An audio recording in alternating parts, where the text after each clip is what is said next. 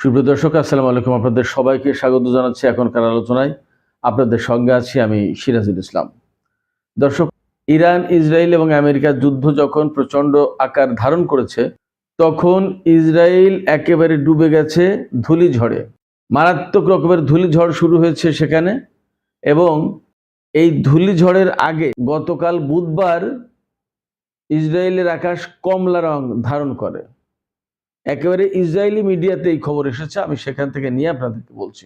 আমি বলছি না এটা বিশেষ কোনো গজব, কিন্তু এটা যে ভালো কিছু না এই রকম একটা সময়ে এ কথাও ঠিক। এদিকে ইরানের বিরুদ্ধে মার্কিন প্রেসিডেন্ট যে ভয়াবহ হামলার হুমকি দিয়েছে, তার অংশ হিসেবে পরিষ্কার বোঝা যাচ্ছে ইরানের বিরুদ্ধে তারা স্থল অভিযান শুরু করতে যাচ্ছে। এই প্রেক্ষাপটে ইরানের সেনাপ্রধান মেজর জেনারেল আমির হাতামি তিনি একদম সুস্পষ্ট ঘোষণা দিয়েছেন, একটা সেনাও যেন, শত্রুদের একটা সেনাও যেন জীবিত বেঁচে যেতে না পারে সেই ব্যবস্থা করতে হবে। ইরানের সামরিক বাহিনীর সমস্ত সদস্যকে তিনি সেইভাবে নির্দেশ দিয়েছেন, সতর্ক থাকার কথা বলেছেন। এপাশে ব্রিটিশ প্রধানমন্ত্রী কিয়ার স্টারমার তিনি ৩৫টি দেশের সমন্বয়ে একটি জোট গঠন করতে যাচ্ছেন, যারা এই হরমুজ প্রণালী উন্মুক্ত করবে, খুলে দেবে। কিভাবে খুলবে এবং এই ঘটনার ফলাফল আসলে কি হতে যাচ্ছে। দর্শক, এই সমস্ত বিষয় নিয়েই আজকের আলোচনা হবে। আশা করি আপনারা সবাই শেষ পর্যন্ত সঙ্গেই থাকবেন। আর ভিডিও ভালো লাগলে লাইক, কমেন্ট, শেয়ার করবেন এবং চ্যানেলটি সাবস্ক্রাইব করে সাথেই থাকবেন। দর্শক, প্রথমেই বলছিলাম ইসরায়েলের আকাশে প্রচণ্ড রকমের ধূলিঝড় বয়ে যাচ্ছে। এখানে দুইটা ব্যাপার। একটা ব্যাপার হচ্ছে যখন ইরান, ইয়েমেনের হুতিরা এবং লেবাননের প্রতিরোধ যোদ্ধারা ইসরায়েলের উপরে ব্যাপকভাবে হামলা চালাচ্ছে, দফায় দফায় হামলা চালাচ্ছে এবং ক্রমেই হামলা বাড়ছে বলে ইরানের পক্ষ থেকে ঘোষণা দেওয়া হয়েছে। ইরান বলেছে যে হামলা ক্রমেই বাড়বে, অর্থাৎ কমবে না। এই রকম একটা প্রেক্ষাপটে ইসরায়েলের আকাশে ধূলিঝড়, একেবারে বালু ঝড়, কিছু দেখার মতো উপায় নেই। একদম গ্রে কালার, অর্থাৎ ধূসর কালার, ধূসর রং হয়ে গেছে পুরো ইসরায়েল জুড়ে। এই ঝড় কোথা থেকে এসেছে জানেন? উত্তর আফ্রিকা থেকে। উত্তর আফ্রিকা মানে মরক্কো, আপনার আলজেরিয়া, লিবিয়া, মিশর, ওই অঞ্চল হচ্ছে উত্তর আফ্রিকা। ওই অঞ্চল দিয়ে ঝড় বয়ে এসেছে ইসরায়েলের উপরে। এবং আমি আগেই বলেছি যে এই ঝড় শুরু হওয়ার আগে, ঝড় ইসরায়েলের ভূখণ্ডে আজকে পৌঁছেছে, কিন্তু তার আগে গতকাল ইসরায়েলের আকাশ কমলা রং হয়ে গিয়েছিল। কেন এই কমলা রং হয়েছে এটার সুস্পষ্ট ব্যাখ্যা নেই। তবে ইসরায়েলের মিডিয়া আপাতত দাবি করছে যে আবহাওয়া পরিবর্তনের কারণে, জলবায়ু পরিবর্তনের কারণে এই পরিস্থিতি হয়েছে, এবং এবছর নাকি দফায় দফায় ইসরায়েল এই ধূলিঝড় বা বালুঝড়ের কবলে পড়বে। এর আগে আপনারা নিশ্চয়ই শুনেছিলেন, আমি আর ওই বিষয়টা আলোচনায় আনিনি। বাংলাদেশের পত্রপত্রিকায় বিভিন্নভাবে এই আলোচনা হয়ে গিয়েছিল বলে আর আমি ওই আলোচনাটা আনিনি, কিন্তু তবুও এখানে একটু উল্লেখ করি যে কয়েকদিন আগে ইসরায়েলের আকাশে হাজার হাজার লাখ লাখ কাক ভরে গিয়েছিল। বলা হয়েছিল এই সময় এই সমস্ত পাখপাখালি ভূমধ্য সাগরের অঞ্চল দিয়ে যায়, তা যাই, ভালো কথা। তাই বলে হঠাৎ করে এইরকম ইসরায়েলের আকাশে হাজার হাজার লাখ লাখ কাক কেন ভরে যাবে? প্রতি বছর যদি হয় তাহলে প্রতি বছর খবর হবে, হঠাৎ করে এবছর হলো কেন? এই প্রশ্ন কিন্তু থেকে যাচ্ছে। তার মানে হচ্ছে, আমার কাছে মনে হচ্ছে যে আল্লাহর বিচার, আল্লাহর রহমত বলে তো কিছু কথা আছে, অবশ্যই আছে, এবং আমরা বিশ্বাস করি। এবং ইসরায়েল এত বেশি অন্যায় অপরাধ করেছে, বিশেষ করে ফিলিস্তিন এবং লেবাননের যে পরিমাণে ছোট ছোট শিশুদের প্রাণহানি ঘটিয়েছে তারা আগ্রাসন চালিয়ে, তাতে মনে হয় যে তাদের বিরুদ্ধে প্রকৃতির একটা প্রতিশোধের সময় এসেছে। অনেক কিছু অলৌকিক ঘটনা ঘটে। যেমন দেখুন, 1980 সালে ইরান যে আমেরিকার দূতাবাসের কূটনীতিক এবং স্টাফদেরকে যে জিম্মি করেছিল, তাদেরকে 152 জন জিম্মি ছিল, তাদেরকে 444 দিন পরে উদ্ধার করার জন্য পারস্য উপসাগর থেকে ইরানের বিরুদ্ধে একটা অভিযান চালাতে গিয়েছিল। গানশিপ, হেলিকপ্টার এবং পরিবহন বিমান ছিল সাথে। ওই সমস্ত লোককে নিয়ে যেতে হবে উদ্ধার করে। তারপরে জঙ্গি বিমান, এগুলো দিয়ে ইরানের উপরে ব্যাপক হামলা চালানো হবে। ওই সমস্ত অর্থাৎ আমেরিকার সেই জিম্মিদেরকে উদ্ধার করা হবে এবং তেহরানকে একদম মাটির সাথে গুঁড়িয়ে দিতে হবে। টার্গেটটা ছিল এরকম। কিন্তু পারস্য উপসাগর থেকে এই অভিযান শুরু করে ইরানের ভূখণ্ডে পৌঁছানোর পর তাবাস মরুভূমি নামে একটা জায়গা আছে। এই মরুভূমিতে পৌঁছানোর পর ধূলিঝড়ের কবলে পড়ে একেবারে অলৌকিকভাবে, এবং তাবাস মরুভূমিতে হেলিকপ্টার, গানশিপ, এই সমস্ত বিমান, জঙ্গি বিমান সব একদম ধসে পড়ে। অনেকটা উইড ঢিবির মতো পড়েছিল। অনেক সেনা মারা যায় আমেরিকার, এবং অনেক বিমান, হেলিকপ্টার, গানশিপ ধ্বংস হয়। বেশ কিছু বিমান এগুলো ফিরে যায়। আমেরিকার মিশন ক্যান্সেল করা হয়। আমেরিকা ইরানের বিরুদ্ধে আর কোনোদিন কোনো অভিযান চালানোর সাহস করেনি। এবার কিন্তু ডোনাল্ড ট্রাম্প সেই কাজ করেছে, এবং ইসরায়েলের প্রধানমন্ত্রী বেনিয়ামিন নেতানিয়াহুর অনেকটা পরামর্শে, পীড়াপিড়িতে, উস্কানিতে আমরা যাই বলি না কেন, এটা সারা বিশ্ব বলছে, শুধু আমি না। এটা জাস্ট বিশ্লেষণ এবং ইনফরমেশন।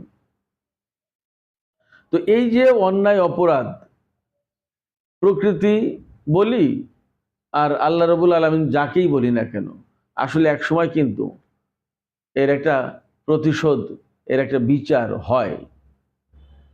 আমি জানি না ইসরায়েলের বিরুদ্ধে সেরকম বিচার হচ্ছে কিনা, কিন্তু এই যে কাকের ঘটনা, তারপরে ধূলিঝড়, গতকাল ইসরায়েলের আকাশ কমলা রং ধারণ করা, এর কোনোটাই কিন্তু ভালো ইঙ্গিত না।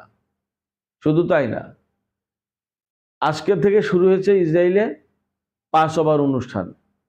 7 থেকে 8 দিন ওই অনুষ্ঠানটা চলে। ইসরায়েলের অত্যন্ত গুরুত্বপূর্ণ একটা অনুষ্ঠান, এটা অত্যন্ত গুরুত্বপূর্ণ রাষ্ট্রীয় অনুষ্ঠান। এটা পাস ওভার অনুষ্ঠান হচ্ছে, তাদের স্বাধীনতার ইতিহাস স্মরণ করে এই অনুষ্ঠানটা করা হয়।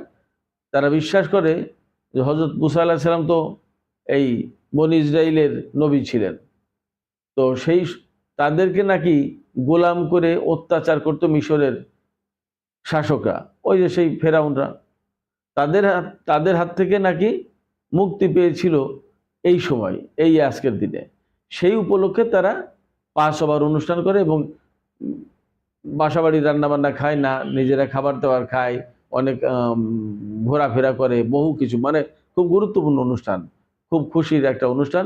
7-8 দিন ধরে চলে। এই যুদ্ধের কারণে লেবাননের প্রতিরোধ যোদ্ধাদের হামলা, ইয়েমেন থেকে হামলা, ইরান থেকে হামলা, এই সমস্ত হামলার কারণে ইসরায়েলের জনগণ সেই পাস ওভার অনুষ্ঠান ঠিকমতো করতে পারছে না।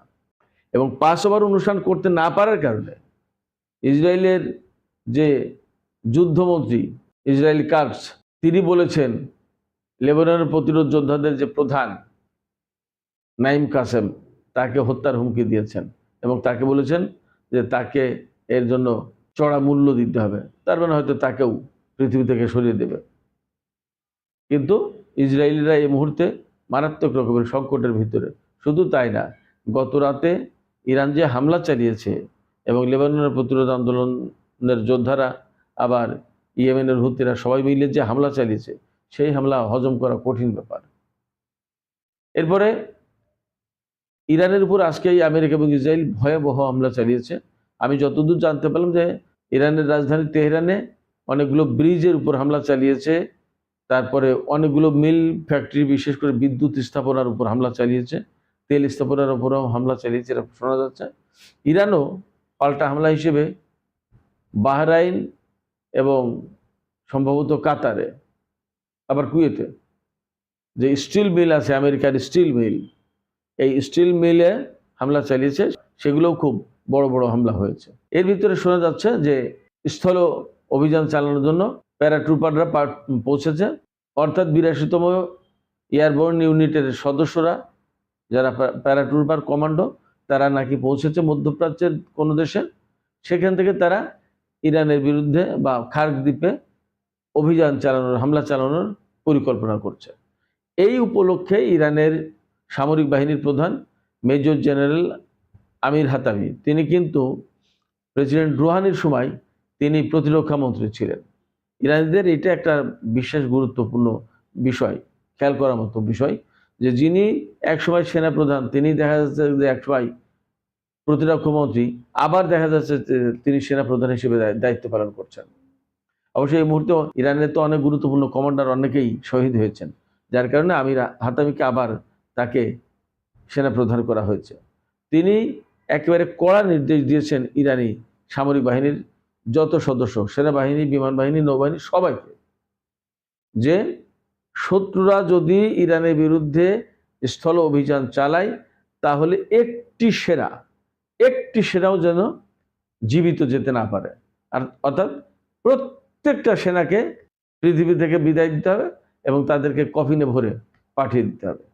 এটা ইরানের সেনাবাহিনীর প্রধান আমির হাতামি, সামরিক বাহিনীর প্রধান আমির হাতামি, তিনি এই নির্দেশ দিয়েছেন, এটা তার নির্দেশ। এদিকে ইরানের জাতীয় সংসদের স্পিকার বাকের কলিবফ, তিনি ডোনাল্ড ট্রাম্পকে অন্য একটা হুঁশিয়ারি দিয়েছেন। তিনি তার ছোটবেলার কথা বলেছেন যে আমি 18 বছর বয়সে যুদ্ধের জন্য, দেশ রক্ষার জন্য অস্ত্র হাতে তুলে নিয়েছিলাম এবং এই দেশকে রক্ষার জন্য আমি না, শুধু আমার ভাই হাসান, সেও অস্ত্র তুলে নিয়েছিল, কিন্তু সে আর যুদ্ধের ময়দান থেকে ফিরে আসেনি, কোনোদিন মারা গেছে। আমি ফিরে এসেছি, কিন্তু এরকম অনেকে ফিরে এসেছে, অনেকে আসেনি। এগুলো নিয়ে আমাদের কোনো মাথা ব্যথা নেই। মাথা ব্যথা হচ্ছে দেশ সবার আগে। এটা আমাদের ঘর, এটা আমাদের বাড়ি। এই বাড়ি, এই ঘর রক্ষার জন্য আমরা জীবন দিতে পারি, রক্ত দিতে পারি, সমস্ত সবকিছু করতে পারি। বাকের কলিবফের বক্তব্য। এই ঘরের দিকে যদি আমেরিকা তুমি তাকাও তাহলে তোমাকে চড়া মূল্য দিতে হবে। কি বলেছেন বাকের কলিবফ? বলেছেন তুমি যখন ঘরে ঢুকে যাবে, এটা তো আমাদের পরিবার, এই পরিবারের প্রত্যেকটা সদস্যের সাথে তোমাকে সাক্ষাৎ করতে হবে। তার মানে এই পরিবারের, অর্থাৎ ইরানের প্রত্যেকটা মানুষ যুদ্ধের জন্য প্রস্তুত এবং তাদেরকে ফেস করতে হবে মার্কিন সেনাদের। বাকের কলিবফ আরও জানিয়েছেন, এবং এটা এর আগেও খবর হয়েছে, ইরানের 70 লাখ মানুষ এক সপ্তাহের ভিতরে যুদ্ধ করার জন্য, বিদেশি সেনাদের বিরুদ্ধে যুদ্ধ করার জন্য অস্ত্র হাতে তুলে নিতে, যুদ্ধে যেতে প্রস্তুত রয়েছে। তাদের প্রস্তুতির কথা জানিয়েছে, নাম লিখিয়েছে 70 লাখ। বাসিদের শত 90 লাখ আমি আগেই বলেছি, আর ইরানের সেনাবাহিনী 8-10 লাখ, তা তো বটেই। বাকের কলিবফ এই জায়গা থেকে বলেছে যে প্রত্যেকটা সদস্যের সাথে তোমাদের সাক্ষাৎ করতে হবে, তার মানে প্রত্যেকটা সদস্য তোমাদেরকে হামলা করবে। তো একথা মোটামুটিভাবে নিশ্চিত, এবং পশ্চিমা সমস্ত বিশেষজ্ঞ বলছেন যে আমেরিকা যদি ইরানের উপরে স্থল অভিযান চালাতে যায় তাহলে তাদেরকে ভয়াবহ চড়া মূল্য দিতে হবে, এবং এত বেশি মূল্য দিতে হবে যে আসলে কয়জন মার্কিন সেনা জীবিত ফিরে যেতে পারবে সেটা একটা দেখার বিষয়। পশ্চিমা সমস্ত বিশেষজ্ঞ বলছেন, সমর বিশেষজ্ঞ, পলিটিক্যাল সায়েন্সের লোক এবং রাজনৈতিক বিশ্লেষক বা আন্তর্জাতিক সম্পর্ক বিশ্লেষক, তারা সবাই বলছেন যে ডোনাল্ড ট্রাম্প মারাত্মক ভুল করবে যদি তারা ইরানে স্থল অভিযান চালাতে যায়, কারণ মার্কিন সেনারা ইরানের ভূখণ্ড থেকে বেঁচে ফিরতে পারবে না। ইরানও সেইটাই আশা করছে, এবং ইরানের পররাষ্ট্র মন্ত্রী থেকে শুরু করে অনেকেই বলেছেন যে আসো, আমরা তোমাদের জন্য অপেক্ষায় আছি। ইরান একটা ছোট্ট ভিডিও বানিয়েছে, এআই ভিডিও দেখলাম, তাতে বলছে হাবিবি কাম টু ইরান। আপনারা যারা জানেন তারা তো জানেন, হাবিবি মানে বন্ধু। আরবিতে আরবরা সবাই বন্ধুকে হাবিবি বলে। তো বলছে যে বন্ধু আসো, ইরানে আসো, একটু মোলাকাত হোক। তার মানে ইরান পরিপূর্ণভাবে প্রস্তুত। এখন দেখার বিষয় তাদের এই প্রস্তুতি ইরানকে কতটা রক্ষা করতে পারে, আর আমেরিকার শত সহস্র বাধাবিঘ্ন উপেক্ষা করে তারা ইরানে স্থল অভিযান শুরু করতে যাচ্ছে, তারা কতটুকু সফল হয়। এর ভিতরে আর একটা ছোট্ট ঘটনা আছে, ছোট না, খুব বড় ঘটনা। সেই বিষয়টা আলোচনা করে আমি এখনকার আলোচনা শেষ করব। সেটা হচ্ছে ব্রিটিশ প্রধানমন্ত্রী কিয়ার স্টারমার, তার নেতৃত্বে 35টা দেশ একটা জোট করতে যাচ্ছে। এই জোট কি করবে? তারা হরমুজ প্রণালী খুলবে। কিভাবে? কূটনৈতিক উপায়ে, মারামারি যুদ্ধ করে না। তারা বলেছে যে আমরা কূটনৈতিক এবং রাজনৈতিক উপায়ে আমরা ইরানের সাথে একটা ব্যবস্থা করার চেষ্টা করব যাতে হরমুজ পল্লী খুলে যায়। হরমুজ পল্লী না খোলার কারণে তো পৃথিবী আসলে অচল হয়ে যাওয়ার কায়দা হয়েছে। তো সেই জায়গা থেকে এখন তারা চেষ্টা করছে ইরানের সাথে মনে হয় কোনো দিন দরবার করবে। আজকেই লন্ডন টাইম দুপুরে বসার কথা 35টা দেশ, এর ভেতরে Canada, Britain, Germany, France, Spain, Italy, এরকম অনেক দেশ থাকবে। দেখা যাক কি হয়। তবে আজকের এই আলোচনা মূলত প্রাথমিক আলোচনা হবে। এরপরে আগামী আরও 2-4 সপ্তাহ হয়তো যাবে আলাপ আলোচনা। একটা বড় ব্যাপার তো, এটা তো হুট করে একটা আলাপ আলোচনা গেলেই যে সমাধান হয়ে যাবে তা তো না। বাট একটা উদ্যোগ নিয়েছে, ব্রিটেন উদ্যোগ নিয়েছে, এবং এখানে একটা পরিষ্কার আমি আজকেও বলি যে এই উদ্যোগ নেওয়ার মানে হচ্ছে যে তারা আনুষ্ঠানিকভাবে একেবারেই আমেরিকাকে বয়কট করলে আমেরিকার সাথে যুদ্ধে তারা যাচ্ছে না, তারা কূটনীতির পথ অবলম্বন করলো। তার মানে এটা কিন্তু আমেরিকার জন্য চরম একটা মেসেজ যে তোমার এই যুদ্ধকে আমরা পছন্দ করলাম না, তোমার যুদ্ধের পক্ষে আমরা নেই, আমরা কূটনৈতিক উপায়ে সমস্যার সমাধানের চেষ্টা করছি। তো সেক্ষেত্রে দেখা যাক কি দাঁড়ায়। ইরান বলেছে যে তারা ওমান এবং ইরান এই দুই দেশ মিলে হরমুজ পল্লী দিয়ে কীভাবে জাহাজ চলাচল করবে তার একটা ফ্রেমওয়ার্ক তৈরি করবে, এবং সেই লক্ষ্যে কাজ চলছে। সম্ভবত যে টোল আদায়ের কথা শোনা যাচ্ছে, এই টোল আদায় ফিক্সড করবে যে কত টোল নেওয়া হবে, কীভাবে নেওয়া হবে, কোন মুদ্রায় নেওয়া হবে, ইত্যাদি ইত্যাদি।